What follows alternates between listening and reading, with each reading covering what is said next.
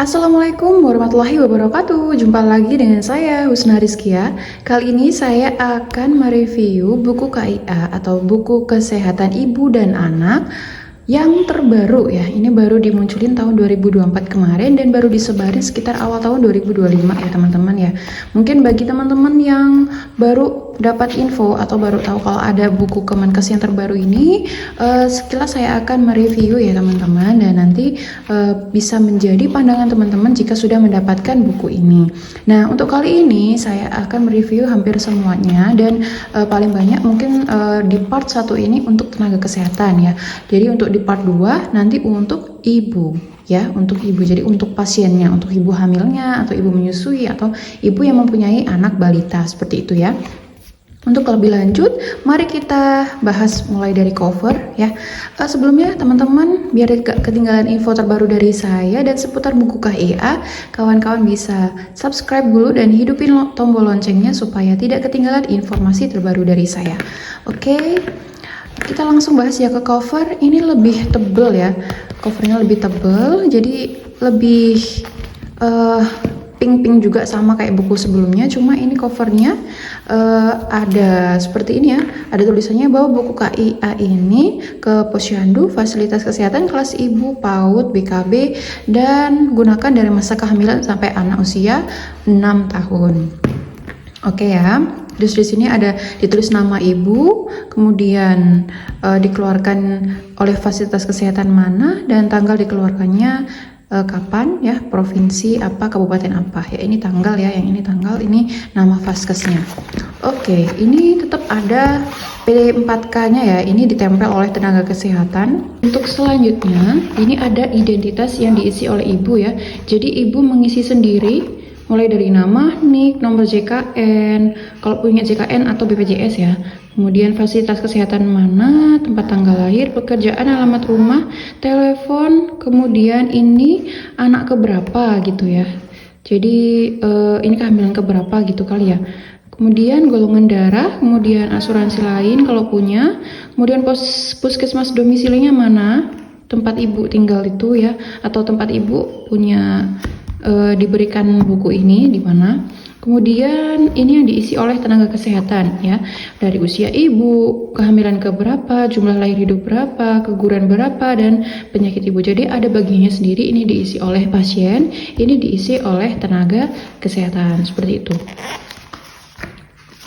Kemudian di sini lebih lengkap ya teman-teman ya, ada kalau pengen tahu mulai halaman berapa tenaga kesehatan itu akan menulis ya. Teman-teman, tenaga kesehatan melakukan pencatatan itu mulai dari halaman 96 ya. Kemudian kalau pencatatan anak itu dari 121, halaman 121 ya. Jadi untuk halaman 3 sampai halaman 71 sampai halaman 85 ini adalah informasi kesehatan bagi pasien atau bagi ibu hamil, ibu menyusui, sampai ibu yang punya bayi balita, seperti itu. Jadi tenaga kesehatan langsung lihat di halaman 95 sampai 121 ya, tergantung periksa ibu hamil atau anaknya gitu ya. Nah, kemudian kita bahas dulu yang dari ibu ya, dari halaman 3 ini ya. Halaman 3 ini adalah perjalanan seorang ibu ya. Yang ini mungkin bagi ibu muda ya, kehamilan yang pertama ataupun hamil muda, sekitar habis baru tahu kalau hamil 4 bulan, maksudnya 4 minggu kayak gitu ya. Nah, di sini ada 1000 hari pertama kehidupan. Jadi kalau misalkan usia sebulan tuh anaknya besarnya seberapa sih? Kalau 3 bulan besarnya seberapa sih? 6 bulan, kemudian 9 bulan tuh berat bayi seberapa? Kemudian perkembangan otaknya, itu saat lahir itu perkembangannya 25%. Kalau usia 0 sampai 1 itu 70%, dan di usia 1 sampai 3 tahun itu perkembangannya 85% gitu ya. Nah, makanya untuk pertumbuhan dan asupan gizi itu dimulai tidak hanya dari hamil, tidak hanya dari saat anak-anak usia setahun 2 tahun, tapi mulai dari catin ya, calon pengantin, calon ibu, kemudian saat hamil hingga anak gitu ya. Kekurangan asupan gizi itu dapat menyebabkan gangguan pertumbuhan dan perkembangan anak, seperti itu. Kemudian di hamil ya, jadi kalau di sini teman-teman bisa lihat ya, kalau misalkan kehamilan bisa dilihat warnanya itu seperti coklat gini ya. Jadi hamil itu sampai halaman ini 20 ya. Warnanya beda. Warnanya agak kecoklatan gitu. Kemudian kalau melahirkan warnanya biru. Warnanya biru ya. Nah, warnanya biru. Kemudian setelah melahirkan itu warnanya agak kebiruan. Kemudian warna menyusuin beda lagi ya. Menyusui halamannya juga beda tentunya ya. Nah, kemudian kalau misalkan udah lahir nih anaknya usia 0 bulan, warnanya beda lagi 0 sampai 6 bulan.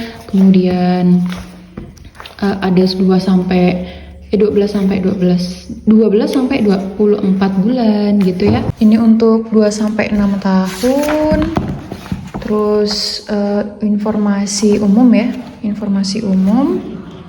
Nah, untuk tenaga kesehatan memulai untuk pengisian di ibu hamil tuh di halaman 96 ya, teman-teman. Nah, di sini halaman 96, bidan atau dokter atau perawat yang melakukan pelayanan pada ibu hamil langsung nulis di sini. Nah, untuk penulisannya ini cukup mengisi data dan paraf sesuai dengan layanan yang diberikan. Oke, kita zoom ya. Nah, ini ya. Tenaga kesehatan mengisi data dan paraf sesuai layanan yang diberikan. Jadi misalkan ini tanggal periksanya di trimester 1, 12 minggu pertama ya. 12 minggu pertama itu tanggal berapa, tempat periksanya misalkan di puskesmas. Kemudian berat badan, tinggi badan, semuanya itu cukup di paraf aja ya. Nggak usah ditulis. Jadi intinya tuh cuma oh, ini ibu udah dilakukan pemeriksaan berat badan, kemudian lingkar lengan gitu ya. Nah, untuk pencatatannya nanti teman-teman nulisnya di baliknya. Nah, di sini di halaman 101 ya. Nah, ini di trimester 1 diisi tenaga kesehatan nanti berat badan sesuai SOAP-nya ditulis di sini ya. Nah, seperti itu. Jadi di sini cukup di paraf aja. Nah, di sini yang uniknya yang saya suka itu teman-teman, di sini ada pelayanan pemeriksaan ya sesuai runtut dari trimester 1 sampai 3. Jadi di sini untuk semuanya dari rekapannya ya, dari trimester 1, 2, 3 itu udah dilakukan pemeriksaan apa aja. Nah, kemudian untuk trimester 1 ya, di sini ini diisi oleh tenaga kesehatan juga, dicentang ya, mulai dari penimbangan berat badan. Jadi waktu pertama kali datang ya, itu udah dilakukan ini apa belum, tinggal dicentang-centang di kotak-kotak kecil ini. Nah, ini ada status TT-nya juga, udah di screening atau belum kayak gitu ya, screening jiwa. Kemudian ada pemberian tablet tambah darah. Nah, yang lebih update lagi nih, di sini udah dikasih penjelasan ya untuk tablet tambah darah atau suplemen kesehatan itu atau disebut MMS itu kandungannya teman-teman harus lihat nih, sedikitnya berisi 30 sampai 60 mg zat besi atau FE-nya harus minimal 30 sampai 60. Nah, kemudian asam folatnya minimal 400 mikrogram. Jadi kalau bisa minimal segitu udah ada di tablet suplemennya.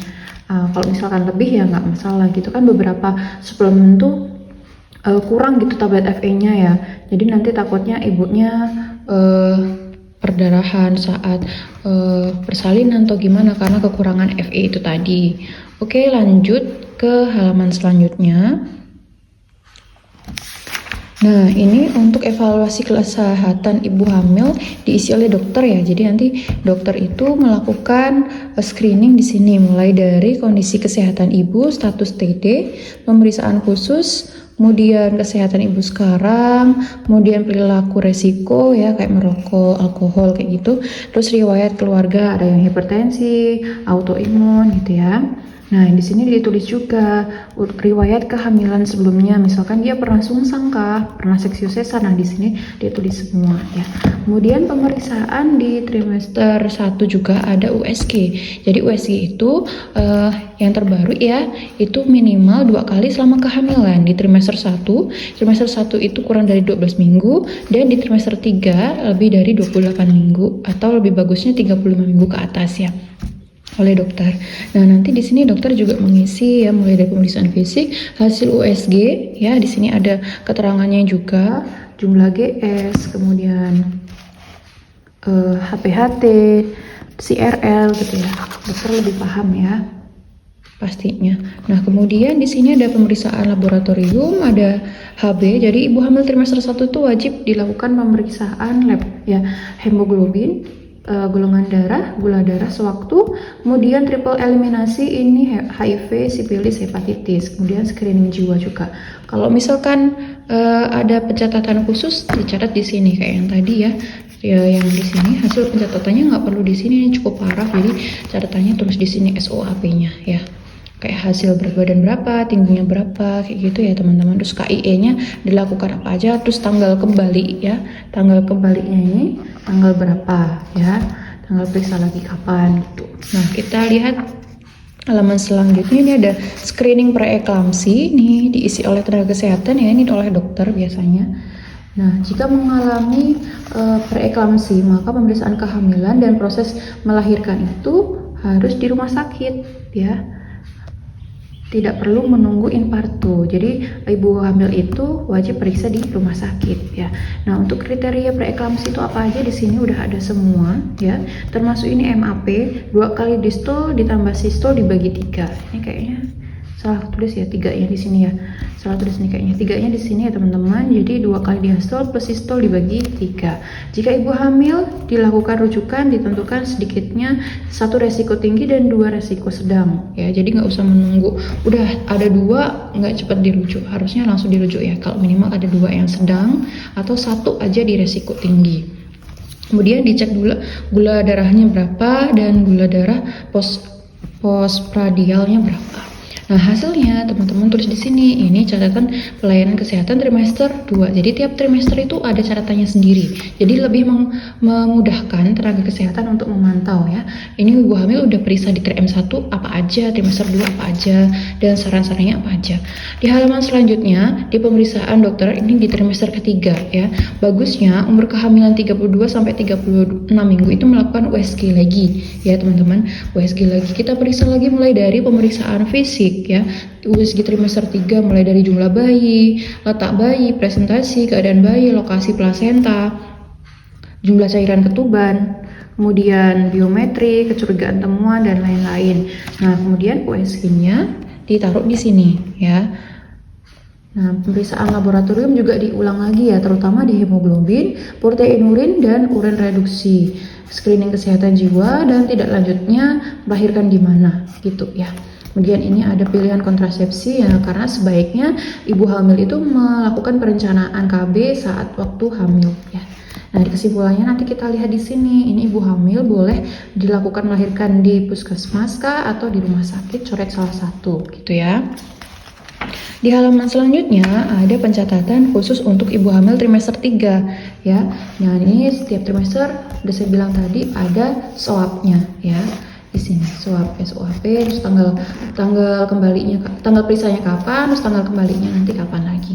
Nah, yang nggak jauh beda juga ada grafik kehamilan. Kalau dulu grafik kehamilannya panjang banget ya.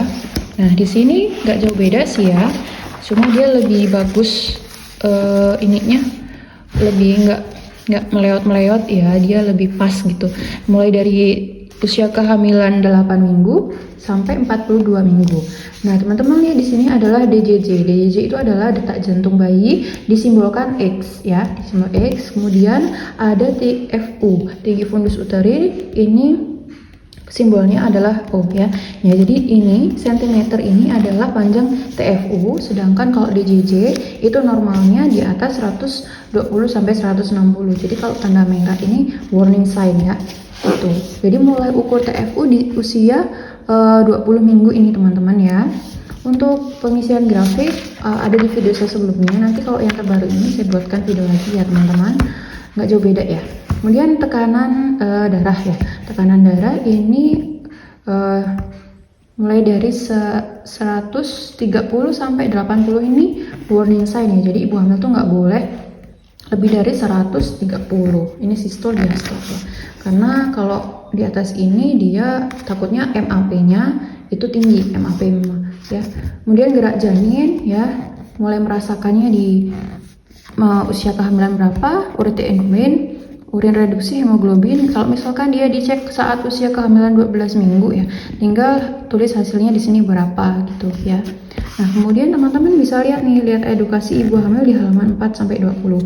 Perlu diketahui kalau ibu hamil tuh dari halaman 3 sampai halaman 20 ya. Kalau kita balik, itu udah langsung gini. Nah, kalau dulu kan harus bolak-balik gini ya. Kalau sekarang tinggal balik udah langsung kayak gini. Langsung judul. Jadi kita tinggal pastikan aja dia IMT-nya berapa ya. IMT waktu pertama kali datang ke usia kehamilan kurang dari 12 minggu itu kan udah diisi udah diisi IMT-nya. Nah, pertama kali datang langsung kita isi berapa. Kalau dia beratnya sama berarti 0. Kalau misalkan turun, kita lihat ya ini dia turun berapa kilo. Kalau turunnya sekilo berarti isinya mulai dari angka -1 ini dan seterusnya sampai usia 42 minggu. Ingat kalau tanda strip-strip ini adalah maksudnya BB ini diisi ya, BB prakehamilannya misalkan berapa, kemudian IMT-nya berapa. Ini biasanya untuk teman-teman yang kek kurang energi kronik ya, itu rekomendasi peningkatan berat badan 12,5 sampai 18 kg selama 9 bulan ya, selama hamil. Nah, kalau misalkan IMT-nya normal mengikuti grafik yang warna pink ini, maksudnya warna pink. Kalau yang kek mengikuti yang hitam ini ya. Kemudian kalau yang agak obesitas ya 25 sampai 29,9 IMT-nya, itu dia rekomendasi untuk peningkatan berat badan minimal 7 kg sampai maksimal 11,5. Itu di arah enggak ada ya. Harusnya ada yang warna pink kayak gini ya, teman-teman di sini. Kemudian yang hijau ini adalah yang obesitas. Jadi kalau teman-teman beratnya lebih dari IMT-nya lebih dari 30, peningkatan berat badan itu rekomendasinya selama hamil 5 sampai 9 kg. Jadi mengikuti area yang warna hijau ini gitu ya. Tapi untuk rekomendasi berat badan ini lebih bagus teman-teman perbanyak protein ya. Nah, enaknya langsung kita bisa lipat gini ya. Nah, lipat gini. Oke. Kemudian ini penjelasan hasil grafiknya, teman-teman bisa isi di sini. Kalau misalkan berat badan sekian, TFU-nya berapa, kayak gitu ya. Kemudian udah dikasih HB gerakan janin seperti itu diisi di sini. Ini penjelasan grafik ya, biar mungkin ibunya paham masuknya ini apa gitu ya. Nah, kemudian pengukuran menyambut proses melahirkan. Jadi diisi oleh ibu. Ini dia mau melahirkan di mana, kemudian ini diisi oleh tenaga kesehatan, jangan lupa tanda tangan. Nah, kemudian untuk proses melahirkan, ini setelah bayi lahir ya, lahir di mana, penolong persalinannya siapa, anak keberapa gitu ya. Nah, ini surat keterangan lahir. Kemudian yang masukkan bagian yang ini digunting ya, ini ada tulisannya digunting. Ini khusus untuk capil ya, dukcapil. Ini nanti bisa dikasihkan dukcapil. Yang ini dilepas ya, diisi dilepas. Kemudian yang ini sisa di buku ya, buat arsip. Kemudian riwayat proses melahirkan yang ada cap kakinya juga. Kemudian ini ringkasan NIPAS, nggak jauh beda sama yang dulu ya. Sini ada KF1, KF2, kunjungan nifas ya. KF itu maksudnya kunjungan nifas. Yang pertama usia 6 sampai 48 jam. KF2 usia 3 sampai 7 hari. Kemudian KF3 8 sampai 28 hari dan KF4 29 sampai 42 hari ya. Kita isi tanggal periksaannya itu kapan, tempat periksanya di mana, dilakukan pemeriksaan di mana gitu ya. Nah, kemudian ini kemudian dicentang ya di sini, dicentang. Nah, kemudian perawatan ibu nifas di halaman selanjutnya. Perawatan ibu nifas ini maksudnya yang pertama ya, 6 sampai 2 hari, 48 jam itu kan 2 hari ya. Nah, kemudian dilakukan pelayanan apa aja dicentang di sini ya teman-teman ya. Nah, menanyakan kondisi secara umum, ini untuk tenaga kesehatan ya, dicentang-centang. Diharapkan saat usia 42 hari ibu nifas itu udah dilakukan semuanya ini. Kemudian ini kalau misalkan ibu dirujuk ya, di sini diisi oleh dokter.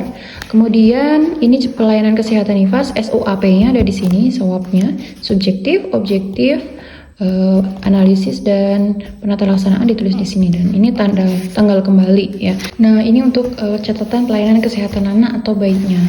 Kemudian pencatatan kesehatan anak juga ada centang-centangnya ya. Ini di paraf aja diparaf juga bisa, dicentang juga bisa ya. Ini sama kayak yang ibu hamil yang tadi ya. Kalau misalkan dia udah dilakukan pelayanan itu, tinggal diparaf aja. Yang mana? Kalau misalkan bayinya udah dilakukan pelayanan, ya cepet, mau jelas. Nah ini ya, udah dilakukan pelayanan 0 sampai 6 jam, berarti tinggal diparaf gitu ya. Sampai ini bayi usia 6 tahun ya. Oke. Kemudian ini masa nipas ya, masih 0 sampai 28 hari masa neonatus ya. Neonatus sama ini KN1, KN2 sama KN3. KN itu kunjungan neonatal maksudnya ya. Kemudian pelayanan kesehatan untuk gizi, PMBA, pemberian makanan pada balita dan cacing ya, obat cacing. Kapsul biru kalau udah berapa ditaruh sini. Nah, yang menariknya di sini juga selain ada pelayanan imunisasi yang tidak jauh beda dengan yang sebelumnya, di sini ada pemberitahuan informasi nih. Jadi usia 0 sampai 24 jam itu dikasih apa aja bayi imunisasinya. Kemudian 1 bulan dia perlu imunisasi apa aja, usia 2 bulan perlu dikasih apa aja, dan ini itu imunisasinya mencegah apa. Nah, di sini ada semua ya, lengkap sampai usia 18 bulan dikasih imunisasi apa aja dan mencegah apa aja gitu ya. Jadi lebih informatif di sini. Kemudian ada pelayanan kesehatan gigi, kemudian pemantauan pertumbuhan perkembangan. Kalau yang ini mungkin nanti ada video part 2-nya ya untuk bahas ini sendiri ya teman-teman ya. Yang jelas ini udah ada keterangannya di sini semua ya. Kalau misalkan dia usia udah 1 bulan, 2 bulan, 3 bulan, umur 3 bulannya kita melakukan SDI-DTK atau stimulasi tumbuh kembang, dites bayinya, berat badan umurnya berapa. Kalau misalkan ini cara ngisinya, kalau misalkan beratnya normal berarti tinggal N gitu ya. Kalau pertumbuhannya berat badan per tinggi badan itu normal, tinggal tulis GN, gizi normal. Nah, itu tulisannya udah keterangannya ada di sini semua. Jadi tulisannya menurut ini gitu ya. Nah, ini kalau misalkan lilatnya ya, gizi buruk itu kurang dari 11,5. Ini diukur saat anak usia 6 bulan sampai 6 tahun ya, diisi di sini. Nah, kita balik, ini ada tabel pengukuran anak usia 0 sampai 2 tahun ya. Berat badan normal itu berapa untuk laki-laki dan perempuan. Jadi di sini diisi oleh tenaga kesehatan ya. Minimal gini. Ini idealnya anak usia 0 bulan tuh 2,5 sampai 3,9. Yang sebenarnya berapa? Misalkan 3,5 gitu ya. Ditulis 3,5-nya berapa gitu ya. Nah, kemudian selain itu diisi di sini KMS-nya. Menariknya di sini harus dirujuk kalau beratnya tidak naik 1 kali aja. Jadi kalau dulu kan 2T ya, kalau sekarang 1T udah dirujuk ke puskesmas ya. Cara isinya sama kayak yang dulu. Udah, terus ini ada biru sama ya. Biru ini untuk cowok ya 0 sampai 2 tahun. Ada BB per TB, ada BB per U, ada BB per U juga. Untuk cowok, laki-laki ya, sampai lilanya. Ini untuk yang 2 sampai 5 tahun. Ini ada IMT-nya. Ya, ini lingkar kepala. Ini anak perempuannya. Dan menariknya teman-teman harus ketahui di sini ada barcode ya. Jadi di sini kumpulan link penting, ada website Ayo Sehat, ini kumpulan tentang kesehatan ya. Bisa chatbot, bisa edukasi kesehatan, konseling menyusui, konseling resep MPASI. Nah, di sini kalau misalkan teman-teman males untuk ngeklik ini, kalian bisa scan barcode-nya ya. Konseling menyusui itu di halaman 34 dengan 38, kumpulan resep MPASI itu halaman 57 dan 65, link barcode-nya ya. Kemudian link penting untuk kesehatan mental ada di halaman 84. Kita cek halaman 34 dan 38. Halaman 34 dan 38. Nah, di sini ada barcode-nya ya teman-teman. Nah, kalian tinggal klik barcode-nya aja ini, kalian udah masuk ke aplikasinya ini tentang menyusui yang benar ya. Nah, di halaman 38 juga seperti itu. Ini ada link barcode-nya. Kemudian halaman berapa aja tadi untuk MPASI ya, 57 dan 65. 57 dan 65 ini 65 link barcode-nya. Kemudian 57 ya. 57. Nah, di sini. Ya, sangat menarik sekali. Jadi teman-teman bisa bawa selain kalau misalkan malas bawa buku ini, kalian bisa sewaktu-waktu di tempat umum gitu, tinggal link barcode-nya ini disimpan, jadi bisa lihat-lihat di tempat umum seperti itu. Jadi lebih fleksibel, kemudian dimodifikasi supaya Gen Z dan kaum milenial itu lebih enak untuk mencari informasi di zaman digital ini. Mungkin sekian dari saya untuk part 2-nya. Jangan lupa untuk subscribe biar nggak ketinggalan ya. Terima kasih untuk menyimaknya. Assalamualaikum warahmatullahi wabarakatuh. Jangan lupa subscribe.